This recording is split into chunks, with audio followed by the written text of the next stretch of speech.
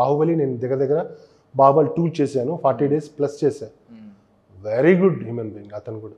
భయ అసలుకు బాహుబలి తర్వాత 2-3 మూవీస్ నేను చేయలేదు, మళ్ళీ కనపడలేదు, ఆయనతో చేయలేదు.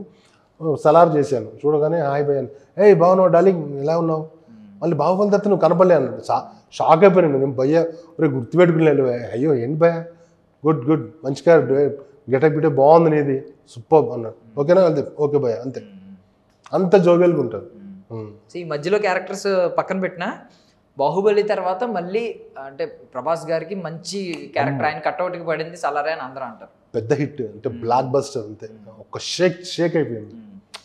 కట్అవుట్ ని కరెక్ట్ గా యూజ్ చేసుకున్నారు 100%. That is director Prashanth Neel, అంతే. సో బాహుబలిలో ఆయన చూసినప్పుడు, ఎందుకంటే ఆయన బేసిక్ గా అందరూ అనేది రాజు, రాజు ఒక రాజు నిజంగా ఎలా ఉంటాడేమో అనిపిస్తుంది అంటారు. సో మీరు సెట్స్ లో క్లియర్ గా చూసారు కాబట్టి ఆయన ఆ హెయిర్ తో బాహుబలి. సో ఏమనిపించింది అప్పుడు మీకు?